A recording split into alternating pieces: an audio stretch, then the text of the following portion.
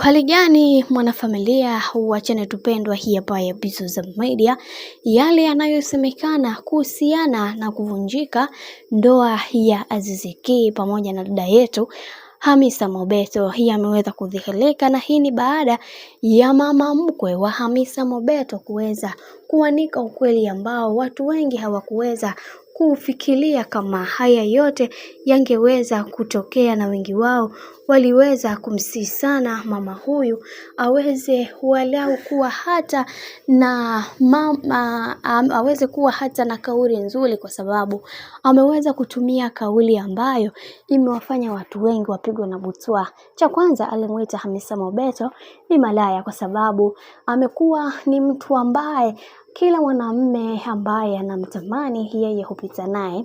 Na pia kitu ambacho mama huyu amekuwa akikushuku mara zote ni kwamba inasemekana bibi Hamisa Mobeto ni mjamzito, lakini inavyosemekana huo ujauzito sio wa kaka yetu Azizi Ki. Na hili nalo mama huyu aliweza kuliongea licha ya yote kuweza kutokea, lakini bado mama huyu aliendelea kutia msisitizo na kusema kwamba na ndo maana sikuweza kufika hata kwenye ndoa yenu, kwa sababu huyu mwanamke nilishaweza kumuona ni mtu mbaya toka muda mrefu, na hata roho yangu ilikuwa hainipi kabisa.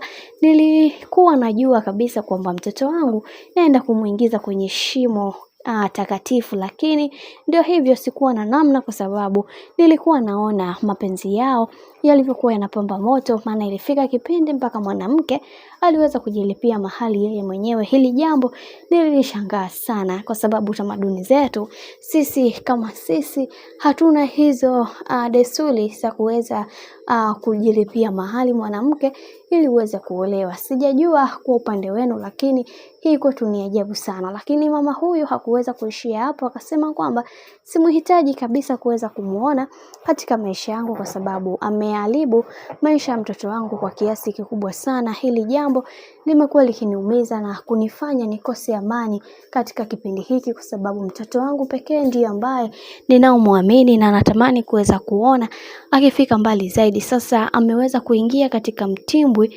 katika dimbwi ambalo sikutegemea kama angeweza kuingia humo. Bwana, mambo ndo kama hivyo ambavyo anavyozidi kuona mama Azizi Ki ameweza kuchachamaa kuhusiana na hili sakata, lakini pia wanasema kwamba kimfaacho mtu ni chake.